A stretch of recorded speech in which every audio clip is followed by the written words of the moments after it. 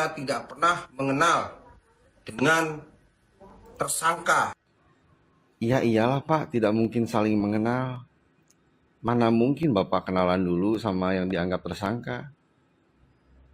Ketemu tersangka kenalan dulu kan tidak mungkin Pak. Kalau kenalan dulu, nantinya malah baper, terus Bapak jatuh cinta. Kan tak kenal maka tak sayang. Jadi wajar kalau Bapak tidak mengenal dan akhirnya tidak sayang. Karena kalau Bapak kenalan dulu, nantinya Bapak malah sayang kepada para tersangka. Meskipun tersangkanya penuh dengan siasat. Tidak mengenal saja penuh dengan siasat, apalagi mengenal dan apalagi kenalan dulu. Makin bersiasat, makin menyayangi nanti Pak. Ya kan? Ya dong. Aku nggak pernah kenal, sama si Adi pun saya nggak kenal, dan kejadian pun. Maaf Pak, waktu kecil Bapak suka mengaji tidak? Karena apabila sewaktu kecil Bapak suka mengaji, mungkin masih mengingat pesan dari Ustadz Anwar. Ya, pesan dari Ustadz Anwar, berbohong itu berdosa loh Pak. Coba Bapak ingat-ingat lagi apa saja pesan dari Ustadz Anwar ya. Jangan lupa, berbohong itu berdosa loh Pak. Ya minimal bila ingin berbohong setidaknya ada konsistensi.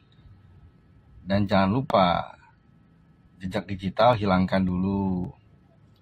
Janjian satu sama lain agar satu suara.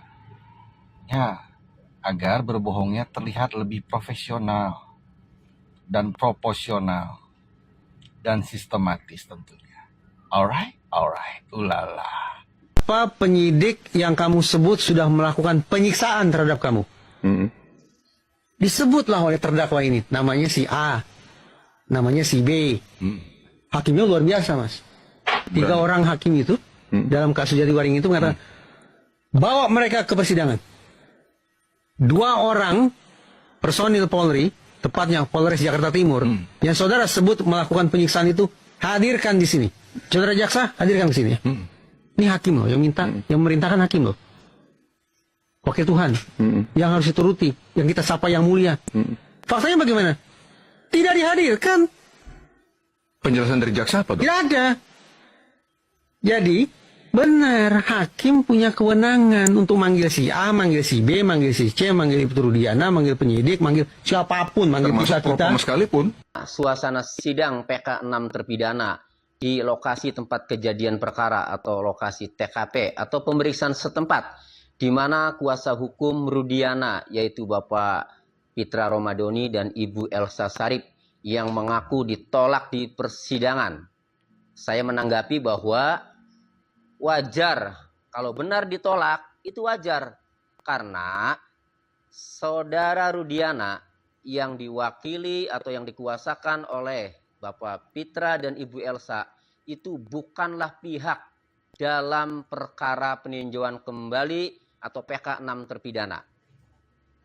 Para pihaknya adalah 1. Para terpidana yang diwakili atau dikuasakan ya, kepada penasihat hukumnya selaku pemohon PK. Kemudian yang kedua adalah jaksa ya, yang mewakili Kejaksaan Republik Indonesia. Jadi 2 itu pihaknya, yaitu pemohon PK, para terpidana yang diwakili oleh penasihat hukumnya. Nah, yang kedua adalah jaksa. Nah, Rudiana selaku pelapor itu bukanlah pihak dalam perkara peninjauan kembali ini. Sehingga kalaupun memang benar ditolak apa yang mereka sampaikan, ya wajar karena memang bukanlah pihak untuk masuk di persidangan. Walaupun itu lapangan, itu sudah ditentukan oleh majelis hakim bahwa itu adalah area persidangan. Makanya sebelum memulai, hakim mengatakan ya, bahwa sidang dimulai dan dinyatakan terbuka untuk umum. Makanya kemudian dibuatlah barikade untuk membatasi pengunjung sidang. Ya, di dalamnya adalah para pihak dan majelis hakim peninjauan kembali sidang PK 6 terpidana itu ya. Nah kemudian bagaimana kalau menonton? Ya boleh-boleh saja. Jangankan Pak Pitra sama Ibu Elsa Sarip, semuanya juga menonton boleh karena sidang sudah dinyatakan terbuka untuk umum.